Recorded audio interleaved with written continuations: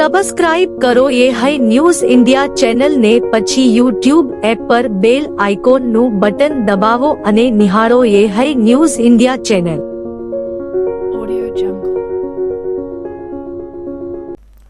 વાવ થરાદ જિલ્લાની થરાદ પોલીસે અમદાવાદના જાણીતા આરટીઆઈ કાર્યકર રસિકભાઈ પરમારની રહસ્યમય હત્યાનો ભેદ ઉકેલી લીધો છે. પ્રાથમિક તપાસમાં ચોંકાવનારી વિગતો સામે આવી છે કે બિલ્ડર લોબી દ્વારા 20 લાખ રૂપિયાની સોપારી આપીને આ હત્યા કરવામાં આવી હતી. ગત 13 ઓક્ટોબરના રોજ થરાદ કેનાલમાંથી રસિકભાઈ પરમારનો મૃતદેહ મળ્યો હતો અને પોલીસે સ્થળ પરથી પુરાવા એકત્રિત કરીને ગુનાનો ભેદ ઉકેલવા માટે 8 અલગ અલગ ટીમોની રચના કરી હતી. સૂચિત તપાસ બાદ પોલીસે 4 આરોપીઓને ઝડપી પાડ્યા છે અને તેમની પૂછપરછ દરમિયાન ગુનાનો મોટો ભેદ બહાર આવ્યો છે. પોલીસના સૂત્રો મુજબ રસિકભાઈને ગળે ટૂંપો આપીને હત્યા કરવામાં આવી હતી. આરટીઆઈ માધ્યમથી અનેક બિલ્ડર પ્રોજેક્ટમાં ભ્રષ્ટાચાર અને અનિયમિતતાઓને બહાર લાવનાર રસિકભાઈને કારણે કેટલાક બિલ્ડરો નારાજ હતા. આથી તેમણે આ આખી સોપારી હત્યાની યોજના ઘડી હતી. પોલીસ હાલ બિલ્ડર લોબીના અન્ય સંડોવાયેલા સભ્યોની ઓળખ માટે ઊંડાણપૂર્વક તપાસ ચલાવી રહી છે. સાથે જ પૈસા, ટ્રાન્ઝેક્શન, કોલ ડિટેલ્સ અને સીસીટીવી ફૂટેજના આધારે પણ તપાસ આગળ ધપાવવામાં આવી રહી છે. થરાદ પોલીસ માટે આ કેસ મોટો પડકાર રહ્યો, પરંતુ સતત તપાસ અને ટેકનિકલ પુરાવાના આધારે આખરે ગુનાનો ભેદ ઉકેલાયો છે અને હવે પોલીસે સમગ્ર બિલ્ડર લોબીને કાયદાના કચકચાટમાં લાવવાની તૈયારીમાં છે. સૌ પ્રથમ તો થરાદ પોલીસને એવી જાણ થાય છે કે ભાઈ નર્મદાની કેનાલમાં એક ડેડ બોડી મળે છે. એટલે પોલીસ તાત્કાલિક થરાદની પોલીસ તાત્કાલિક ત્યાં પહોંચે છે અને ડેડ બોડી જોઈ છે. એટલે પ્રથમ દ્રષ્ટિએ ગળાના ભાગે કાપા હોય છે. એટલે પોલીસને ડાઉટ જાય છે. એટલે પોલીસ સૌ પ્રથમ તો એ ડેડ બોડીને ત્યાં પીએમ માટે લઈ જાય છે અને પીએમ દરમિયાન એવું મતલબ ખબર પડે છે કે આ મતલબ કુદરતી મોત નથી, મતલબ આત્મહત્યા નથી, આ ખરેખર મર્ડર છે. એના અનુસંધાને જે મરણ જનાર ભાઈ છે એમની ઓળખ માટેના તમામ પોલીસ પ્રયત્ન કરે છે અને પછી ડેડ બોડીની ઓળખ થાય છે કે ભાઈ આ ડેડ બોડી છે એ અમદાવાદના રસિકભાઈની છે. એ ડેડ બોડીને આધારે રસિકભાઈની ઓળખ થતાં રસિકભાઈના ભત્રીજાની મર્ડરની ફરિયાદ લેવામાં આવે છે. ફરિયાદ લીધા પછી અમારા વાવ થરાદના પોલીસ અધિક્ષક સાહેબ શ્રી તરૈયા સાહેબની સૂચનાથી અને તાત્કાલિક આ ગુનો ડિટેક્ટ કરવા માટે થઈને અલગ અલગ એસપી સાહેબની સૂચના પ્રમાણે 8 ટીમોનું ગઠન કરવામાં આવે છે અને અમારા technical surveillance, mobile cell tower લોકેશનો ટ્રેસ કરવા માટે અને સીસીટીવી ફૂટેજ અને બધા હ્યુમન રિસોર્સિસને આધારે અમે જેમ બને એમ જલ્દીથી આ ગુનો શોધવા માટેના તમામ પ્રયત્ન કરીએ છીએ. એ દરમિયાન એક આરોપી છે એમનો અમને લોકેશન મળે છે કે ભાઈ આ વિસ્તારમાં આવેલો છે અને પૂછપરછ કરતાં પછી આરોપી ભાંગી પડે છે અને કબૂલાત આપે છે કે ભાઈ આ જે ખૂન અમે કરેલું છે અને એની પાછળનો જે મેઇન હેતુ છે એ સોપારીનું, મતલબ સોપારીથી આ મર્ડર, સોપારી આપીને લઈને મર્ડર થયેલું છે. જે મરણ જનાર ભાઈ છે રસિકભાઈ, એ પોતે આરટીઆઈ એક્ટિવિસ્ટ છે અને જુદી જુદી મતલબ જે જગ્યાએ ભ્રષ્ટાચાર થતો હોય તે જગ્યાએ પોતે અરજી કરી અને ભ્રષ્ટાચાર ખુલ્લો પાડતો હોય છે. આ બનાવના કેસની અંદર બિલ્ડર લોબી છે કે જે લોકો જે રીડેવલપમેન્ટ થયું, જે ઝૂંપડપટ્ટી અથવા જે વસાહતોને તોડી નાખવામાં આવેલી અને એ લોકોને જે નવી જગ્યાએ સરકારશ્રીના આવાસ યોજના પ્રમાણે નવા મકાનો જે આપતા હતા, તો આ જે આરોપીઓ છે એ આરોપીઓ છે એ બોગસ, મતલબ જેની ઝૂંપડપટ્ટી તૂટી ગઈ એવા લોકોને ના મળે અને એ સિવાયના ભૂતિયા મતલબ ગ્રાહકો ઊભા કરી અને આખી એક સ્કીમ ચલાવતા હતા કે જેના હિસાબે જે ખરેખર જેની ઝૂંપડપટ્ટી તૂટી જાય એને મકાન ન મળે, પણ બીજા કોઈ જે ત્રાહિત હોય, જેનું કંઈ લેવા દેવાના હોય એવા વ્યક્તિને એનું આખું એક ષડયંત્ર ચાલતું હતું. એ ષડયંત્રનો પર્દાફાશ આ ભાઈ જે આપણા મરણ જનાર જેનું ખૂન થઈ ગયું છે એ ભાઈ પોતે કરતા હતા અને એ આડખીલી રૂપ બનતા હતા. આવા કારણોસર આમને આમ રસિકભાઈ છે એ આવી રીતે આડખીલી રૂપ ના થાય એટલે એનો કાંટો કાઢી નાખવા માટે પૂર્વ આયોજિત કાવતરું કરવામાં આવે છે. પૂર્વ આયોજિત કાવતરાના ભાગરૂપે આખી એક ટોળકી બને છે. એમાં રિક્ષા ડ્રાઈવર છે, રિક્ષા લઈને સમી સુધી જાય છે, ત્યાંથી પછી આગળ જાય છે અને પછી રસ્તામાં એમને રિક્ષાવાળાની સાથે એક અમારો જે બીજો આરોપી છે, સહ આરોપી, એમની સાથે થઈ અને આ લોકો ગળે ટૂંપો આપી દે છે અને પછી ડેડ બોડીનો આ કેનાલની અંદર ફેંકી દે છે અને એમનો મોબાઈલ પણ ફેંકી દે છે. એટલે આખા કાવતરામાં એક કમલેશ કરીને જે વ્યક્તિ છે એની જે પહેલેથી ફરિયાદમાં નામ છે એની ભૂમિકા છે. 20 લાખમાં સોપારી આપેલાનું અત્યારે પ્રથમ દ્રષ્ટિએ મારી પાસે તપાસમાં ખુલેલું છે. એ દિશામાં અમે આગળ તપાસ કરશું અને એક રાજુ કરાટે કરીને વ્યક્તિ છે એની પણ સંડોવણી ભવિષ્યમાં ઉજાગર થશે એવા અમારી પાસે અત્યારે સંકેત મળી રહ્યા છે. તો એ દિશામાં પણ અમે આગળ તપાસ કરશું અને જે કોઈ આમાં હશે એ લોકોને અમે કોઈ છોડવાના નથી. પણ ઇન શોર્ટમાં આ આરટીઆઈ એક્ટિવિસ્ટ તરીકેનું કામ હતું, થોડું ભ્રષ્ટાચાર ખુલ્લો પાડવા માટે, અને એ ભ્રષ્ટાચાર ખુલ્લો પાડતો તો એ આડખેલી ના બને એટલા માટે થઈને આરોપીઓએ પૂર્વ આયોજિત કાવતરું કરી અને એમનું ખૂન કરેલ છે. કેટલા આરોપીઓ કુલ હતા અને કઈ જગ્યાએ પકડી લીધા છે અને બાકીના જે આરોપીઓ છે જે તપાસમાં નીકળશે એને પકડવાના બાકી છે. જે કમલેશ છે એમને પકડવાનો બાકી છે. રાજુ કરાટે જેનું નામ છે એની પણ તપાસ કરીને પછી આગળ એના પુરાવા એકઠા કરીને અમે આગળ કાર્યવાહી કરીશું. આરોપી સાહેબ પહેલા કોઈ આવી સોપારેલી ઘટનાને અંજામ આપેલો? એ દિશામાં પણ અત્યારે તપાસ ચાલી રહી છે. જે આરોપીઓ છે એમાંથી જે રાજુ કરાટે છે એનો ગુનાહિત ઇતિહાસ છે, પણ આ દિશામાં હજી એના શું સંડોવણી છે એ ઉજાગર કમલેશ જ્યારે આવશે પછી આગળ તપાસમાં ખુલશે. સાહેબ, ફરિયાદમાં ઉલ્લેખ કરવામાં આવે છે ડ્રો સિસ્ટમથી, તો આ ફરિયાદી દ્વારા કોઈ અલગ કોઈ એવા ડ્રો ચલાવવામાં આવતા હતા? ના, એવું હજી તપાસમાં નથી ખુલ્યું. અત્યારે એટલું જ તપાસમાં ખુલે છે કે આ જે રસિકભાઈ છે એ પોતે ભ્રષ્ટાચાર ઉજાગર કરતા હતા અને આ લોકો બધા ભૂતિયા મતલબ લોકો બનાવી અને આખું કૌભાંડ આવાસ યોજનાના મકાનો ફાળવવા માટેનું કૌભાંડ ચલાવતું હતું. એમાં આ લોકો કરી રહ્યા છે. આ દિશામાં અમારા એસપી સાહેબની સૂચનાથી 8 ટીમો બનાવી અને અમે અત્યારે હજી પણ અમારી તપાસ ચાલી રહી છે. સાહેબ, આરોપી સિવાય કોઈ જપ્ત વાહન કે એવું જપ્ત કરવામાં? અત્યારે હજી આરોપી જસ્ટ અમે પકડેલા જ છે અને એના રિમાન્ડ અને બાકીની જે પ્રોસિજર છે હજી થશે. આજે અમે રિમાન્ડ માંગવાના છીએ. રિમાન્ડ માંગી અને પછી જે કંઈ વસ્તુઓ, જે કંઈ બીજું વાહનો આ છે તે છે જે કબજે કરવાનું છે એ અમે આગળ કરશું. વાવ-થરાદ જિલ્લામાં આનંદની લહેર ફેલાઈ ગઈ છે, કારણ કે વાવના ધારાસભ્ય સ્વરૂપજી ઠાકોર ગુજરાત સરકારમાં રાજ્ય કક્ષાના મંત્રી તરીકેની શપથવિધિ બાદ પ્રથમવાર પોતાના વિધાનસભા ક્ષેત્રમાં આવ્યા હતા. તેમના આગમન પર વાવ ઢીમા અને એટા ગામે ભવ્ય સ્વાગત સમારોહ યોજાયા હતા, જ્યાં મોટી સંખ્યામાં કાર્યકરો અને સમર્થકો ઉમટી પડ્યા હતા. લોકોએ ફૂલોની વર્ષા કરી બેનર અને બેનરો સાથે મંત્રીએ ઉષ્માભર્યું સ્વાગત કર્યું હતું. સમગ્ર વિસ્તાર ઉત્સવમય માહોલમાં છવાઈ ગયો હતો. આ પ્રસંગે પૂર્વ જિલ્લા પ્રમુખ ગુમાનસિંહજી ચૌહાણ, ભગવાનભાઈ વ્યાસ, ધનજીભાઈ રબારી, ભરતસિંહ સોઢા, અમૃતભાઈ દેસાઈ, ભાણજીભાઈ પટેલ, ભૂરાભાઈ આસલ, રામસિંહભાઈ રાજપૂત, કેશવકૃપા, ભગાભાઈ બ્રાહ્મણ, કરશનભાઈ રાઠોડ સહિત અનેક અગ્રણી નેતાઓ અને કાર્યકરો ઉપસ્થિત રહ્યા હતા. કાર્યકરોએ સ્વરૂપજી ઠાકોરને મંત્રી પદ મેળવવા બદલ હાર્દિક અભિનંદન અને શુભેચ્છાઓ પાઠવી હતી. પોતાના સંબોધનમાં મંત્રી સ્વરૂપજી ઠાકોરે જણાવ્યું હતું કે આ મંત્રીમંડળમાં સમાવેશ માટે હું ભૂપેન્દ્રભાઈ પટેલ સરકારનો અને વિસ્તારના મતદારોનો આભાર વ્યક્ત કરું છું.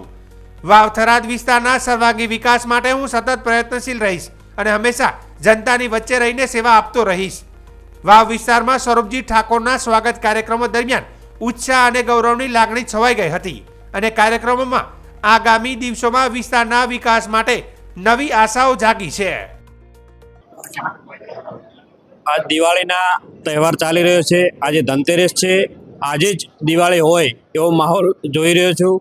ત્યારે મારા મત વિસ્તારની અંદર લોકોએ જ્યારે પ્રેમ એટલો બધો અપાર આપ્યો હોય અને પ્રેમની સાથે સાથે મને જે મંત્રીમંડળની અંદર જે ભૂપેન્દ્રભાઈનું સરકાર છે, સરકારની અંદર સ્થાન આપ્યું હોય ત્યારે મારા મત વિસ્તારના લોકો ખૂબ આનંદ અનુભવી રહ્યા છે અને આજે જ દિવાળી હોય એવો માહોલ છે અને ખૂબ ખુશી જોઈ રહ્યો છું. લોકોને ખૂબ આનંદ છે અને એ આનંદને કાયમી હર હંમેશા અમે સદાય સાથે લઈ અને આ વિસ્તારના વિકાસ માટે હર હંમેશા સાથે રહીશું.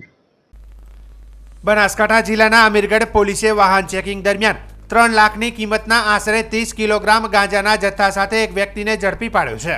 આ કાર્યવાહી દિવાળીના તહેવારો દરમિયાન ગુનાહિત પ્રવૃત્તિઓને અટકાવવા માટે હાથ ધરવામાં આવેલા સઘન ચેકિંગનો ભાગ હતો. પોલીસ ચેકપોસ્ટ પર રાજસ્થાન તરફથી ગુજરાતમાં પ્રવેશી રહેલી એક મુસાફર બસને રોકવામાં આવી હતી.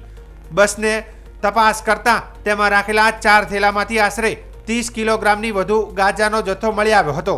પ્રાથમિક પૂછપરછમાં કોઈ મુસાફરે થેલાઓને કબૂલાત ન કરતા પોલીસે વધુ તપાસ હાથ ધરી હતી. સઘન પૂછપરછ બાદ રાજસ્થાનના આબુ રોડ તાલુકાના ઓર ગામના એક વ્યક્તિએ આ ગાંજો પોતાનો હોવાનું કબૂલ્યું હતું. અમીરગઢ પોલીસે આરોપી વિરુદ્ધ ગુનો નોંધી વધુ તપાસ શરૂ કરી છે. પોલીસે ગાંજાનો આ જથ્થો ક્યાંથી લાવવામાં આવ્યો હતો અને ક્યાં પહોંચાડવાનો હતો તે દિશામાં ઊંડાણપૂર્વક તપાસ હાથ ધરી છે. તારીખ 15/10/2025 ના રોજ દિવાળી તહેવાર નિમિત્તે અમીરગઢ જે ચેકપોસ્ટ છે ત્યાં સઘન ચેકિંગ ચાલુ હોય તે દરમિયાન રાજસ્થાન ટ્રાન્સપોર્ટની બસ છે જે રેવદરથી બરોડા જતી હતી. તે બસની અંદર ચેકિંગ કરતા લગેજ રેકની અંદર શંકાસ્પદ સામાન મળી આવેલ, જે 4 રેક્ઝિન બેગ જોતા તેની અંદર 30.30 કિલો જેટલો ગાંજો હતો અને જેની કિંમત 3,03,070 રૂપિયા છે. તો આ ગાંજા મળી આવતા NDPS એક્ટ મુજબ ગુનો દાખલ કરી અને મુસાફરોની સઘન પૂછપરછ કરતા અને હ્યુમન ઇન્ટેલિજન્સના માધ્યમથી જે મુખ્ય આરોપી છે કમલેશ કુમાર સોમારામજી ઠાકોર રહેવાસી ઓર સિહોરી, તો આ આરોપી હાલ રિમાન્ડ હેઠળ છે અને આગળ અન્ય આરોપી તેમની સાથે સંકળાયેલા છે કે કેમ તેની તપાસ હાલ ચાલુ છે.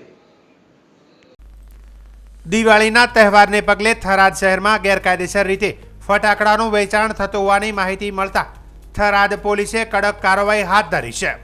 મુખ્ય બજાર વિસ્તારમાં અનધિકૃત ફટાકડા વેચાણ કરતા સ્ટોલ પર તવાઈ ચલાવી મોટી સંખ્યામાં ફટાકડા કબજે કરવામાં આવ્યો છે.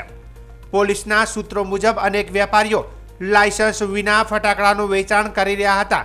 આ અંગેની ગુપ્ત માહિતી મળતા થરાદ પોલીસની ટીમે અચાનક ચેકિંગ અભિયાન ચલાવ્યું હતું. તપાસ દરમિયાન ફટાકડાના સ્ટોલમાંથી ગેરકાયદેસર સ્ટોલ મળી આવતા કાનૂની કાર્યવાહી હાથ ધરવામાં આવી હતી. આ અચાનક કાર્યવાહી બાદ અનધિકૃત ફટાકડાના વેપારીઓમાં ફફડાટ મચી ગયો છે. પોલીસ તંત્ર દ્વારા સ્પષ્ટ સૂચના આપવામાં આવી છે કે લાયસન્સ ધરાવતા વેપારીઓ જ ફટાકડાનું વેચાણ કરી શકશે, અન્યથા કડક કાયદાકીય પગલાં લેવાશે. પોલીસ અધિકારીઓએ જણાવ્યું હતું કે દિવાળીના તહેવાર દરમિયાન લોકોની સલામતી સર્વોપરી છે. ગેરકાયદેસર ફટાકડાનું વેચાણ અને અસુરક્ષિત રીતે ફટાકડા ફોડવા પર કડક કાર્યવાહી કરવામાં આવશે. થરાદ પોલીસે નાગરિકોને અપીલ કરી છે કે લાયસન્સ ધરાવતા સ્ટોલ પરથી ફટાકડા ખરીદે અને સલામતીના નિયમોનું પાલન કરી સુરક્ષિત અને શાંતિપૂર્ણ દિવાળી ઉજવે. વાવ થરાદ જિલ્લાના થરાદ તાલુકાના આજવાડા ગામમાં એક દુઃખદ ઘટના બની છે. ગામ નજીકની કેનાલમાં 2 નિર્દોષ બાળકોના ડૂબી જવાથી મોતની દુઃખદ ઘટના સામે આવી છે. આ ઘટનાએ સમગ્ર વિસ્તારમાં શોકની લાગણી ફેલાવી દીધી છે. પ્રાથમિક માહિતી મુજબ બંને બાળકો કેનાલ પાસે પાણી પીવા ગયા હતા, ત્યારે અચાનક તેમનો પગ લપસી જતા તેઓ પાણીમાં ગરકાવ થઈ ગયા હતા. ઘટનાની જાણ થતાં જ ગ્રામજનો સાથે થરાદ પોલીસ તથા ફાયર વિભાગની ટીમો તાત્કાલિક ઘટના સ્થળે પહોંચી ગઈ હતી અને બચાવ કામગીરી શરૂ કરવામાં આવી હતી. લગભગ લાંબા સમયની શોધખોળ બાદ બંને બાળકોના મૃતદેહો કેનાલમાંથી બહાર કાઢવામાં આવ્યા હતા. બાદમાં મૃતદેહોને પોસ્ટમોર્ટમ માટે ખસેડવામાં આવ્યા હતા. આ કરુણ ઘટનાથી આજવાડા ગામ સહિત આખા થરાદ પંથકમાં ગમગીની છવાઈ ગઈ છે અને ગામ લોકો મોટી સંખ્યામાં પરિવારજનોને સાંત્વના આપવા માટે એકત્રિત થયા હતા. દિવાળીના તહેવારો પૂર્વે વાવ થરાદ જિલ્લા પોલીસે થરાદ શહેરમાં કાયદો અને વ્યવસ્થા જાળવવા માટે તેમજ શાંતિપૂર્ણ માહોલ સુનિશ્ચિત કરવા માટે ફ્લેગ માર્ચ અને ફૂટ પેટ્રોલિંગનું આયોજન કર્યું હતું. આ પેટ્રોલિંગમાં એસપી ચિંતન તેરૈયા સહિત ઉચ્ચ કક્ષાના અધિકારીઓ પણ જોડાયા હતા. પોલીસ દ્વારા વિવિધ વિસ્તારોમાં સઘન પેટ્રોલિંગ હાથ ધરવામાં આવ્યું હતું. તહેવારો દરમિયાન બનતા ગુનાઓને ડામવા અને અસામાજિક તત્વો પર નજર રાખવા માટે પોલીસ સંપૂર્ણપણે સજ્જ હોવાનું જણાવાયું હતું. આ પ્રસંગે પોલીસે જાહેર જનતાને અપીલ કરી હતી કે તહેવાર દરમિયાન કોઈ અસામાજિક તત્વો દ્વારા હેરાનગતિ કરવામાં આવે તો તાત્કાલિક પોલીસને જાણ કરવી. સરકારે શરૂ કરેલી 112 હેલ્પલાઇન સેવાનો પણ લાભ લેવા માટે લોકોને અનુરોધ કરવામાં આવ્યો હતો. ફ્લેગ માર્ચ અને પેટ્રોલિંગ દરમિયાન પોલીસે શહેરીજનોને દિવાળીની શુભેચ્છાઓ પણ પાઠવી હતી. પોલીસ તંત્ર દ્વારા તહેવારો શાંતિપૂર્ણ રીતે ઉજવાય તે માટે તમામ જરૂરી પગલાં લેવામાં આવી રહ્યા છે. બનાસકાંઠા જિલ્લાના ડીસાના ધારાસભ્ય પ્રવીણભાઈ માળીએ રાજ્ય સરકારમાં મોટી જવાબદારી મળી છે. રાજ્ય સરકારે બનાસકાંઠા જિલ્લાનું પ્રતિનિધિત્વ વધારતા ધારાસભ્ય પ્રવીણભાઈ માળીને મોટી જવાબદારી આપતા મંત્રીપદ સોંપાયું છે. આજરોજ મંત્રી પ્રવીણભાઈ માળીએ અંબાજી ખાતે જગતજનની મા અંબાના પાવન દર્શન કરીને મા અંબાના ચરણોમાં માથું ઝુકાવ્યું હતું તથા પૂજા અર્ચના કરીને પોતાની કામગીરીની શરૂઆત કરી હતી. તેમણે રાજ્યની શાંતિ, સમૃદ્ધિ અને સુખાકારી માટે પ્રાર્થના કરી હતી. રાજ્ય સરકાર દ્વારા પ્રવીણભાઈને અગત્યની જવાબદારી સોંપાતા સમગ્ર બનાસકાંઠા અને ડીસા પંથકમાં નાગરિકોમાં ખુશી જોવા મળી રહી છે। આ પ્રસંગે મંત્રી પ્રવીણભાઈ માળીએ જણાવ્યું કે વડાપ્રધાન નરેન્દ્રભાઈ મોદીએ શરૂ કરેલી વિકાસ યાત્રાને આગળ ધપાવવા મા અંબા જગદંબા સૌને શક્તિ આપે તે માટે આજે પ્રાર્થના કરી છે। મુખ્યમંત્રીના માર્ગદર્શન હેઠળ મંત્રી પદ તરીકે શપથ લઈને રાજ્ય સરકારના વિકાસના કાર્યોને આગળ ધપાવવાની કામગીરી શરૂ કરી છે। વડાપ્રધાન શ્રીના 2047ના વિકસિત ભારતના સ્વપ્નને સાકાર કરવા સૌ કોઈ સાથે મળીને કામ કરવા તેમણે આહવાન કર્યું હતું। અંબાજી દર્શન વખતે પાલનપુર ધારાસભ્ય અનિકેતભાઈ ઠાકર, અંબાજી મંદિર વહીવટદાર અને અધિક કલેક્ટર કૌશિક મોદી સહિતના વિવિધ મહાનુભાવો ઉપસ્થિત રહ્યા હતા। રોજ રાજ્યનો મંત્રીમંડળનું વિસ્તરણ થયું। રાજ્યપાલના હસ્તે મંત્રીમંડળના શપથ બાદ આજે બનાસકાંઠાની જેનો ગુજરાતનો ઈશાન કહેવાય એવા અંબાજીના પવિત્ર યાત્રાધામની અંદર અને બનાસકાંઠાની અંદર પ્રવેશ કર્યો છે। હું જગતજનનીને પ્રાર્થના કરું છું કે આ તબક્કે જે નરેન્દ્રભાઈએ જે વિકાસનો પ્રારંભ કર્યો છે તેમાં સૌને શક્તિ આપે, સૌ લોકો સુધી પહોંચી શકાય, છેવાડાના માનવી સુધી વિકાસ પહોંચી શકે તેના માટેની આજે જગતજનનીને પ્રાર્થના કરી છે। સૌ ધારાસભ્યો અને મંત્રીશ્રીઓ પોતાની શપથ લઈ અને રાજ્યના ભલા માટે જે કંઈ કરવું પડે મુખ્યમંત્રીશ્રીના માર્ગદર્શન હેઠળ એ કરી રહ્યા છે। ખાસ કરીને આપણા રાજ્યના મંત્રી છે ત્યારે ખાસ કરીને બનાસકાંઠાને કેવા વિકાસની વાતો લઈને આપણા રાજ્યમાં આવનારા સમયમાં જે પણ કંઈ રોલ મોડેલ બને છે, પણ આપણે સૌ 2047 સુધી જે વિકસિત ભારતનું જે સંકલ્પ નરેન્દ્રભાઈએ જોયું છે અને ભૂપેન્દ્રભાઈએ જે પ્રમાણે એને માર્ગદર્શન કરી રહ્યા છે એ આપણે સૌ વિકાસ યાત્રાને આગળ વધારવાની છે। વાવથરા જિલ્લાના સરહદી ધણેધર તાલુકાના માવસરી પોલીસ સ્ટેશન મથકે વાવથરા જિલ્લાના પોલીસ વડા ચિંતન તેરૈયાના અધ્યક્ષસ્થાને લોકસંવાદ કાર્યક્રમ યોજાયો હતો, જેમાં સરહદી પંથકના સરપંચો સહિતના આગેવાનો હાજર રહ્યા હતા। સરહદી વિસ્તારના લોકોએ લોકસંવાદમાં અનેક પ્રશ્નો બાબતે ચર્ચા કરી હતી, જેમાં આંતરરાષ્ટ્રીય સંવેદનશીલ વિસ્તારમાં પોલીસ મિત્ર બનાવવામાં આવે તેવી સ્થાનિક અગ્રણીઓ દ્વારા રજૂઆત કરવામાં આવી હતી। આ ઉપરાંત રોડ રસ્તાઓ અને ખેતરોના પ્રશ્નો વિશે પણ ચર્ચા કરવામાં આવી હતી। ડિટેન કરેલા વાહનોને પણ ગુનેગારને જામીન મળે એટલે જરૂરી પ્રક્રિયા કરીને તે કાટમાળ ન બની જાય તે પહેલા છોડવામાં આવે તેવા અનેક પ્રશ્નોની રજૂઆત કરવામાં આવી હતી।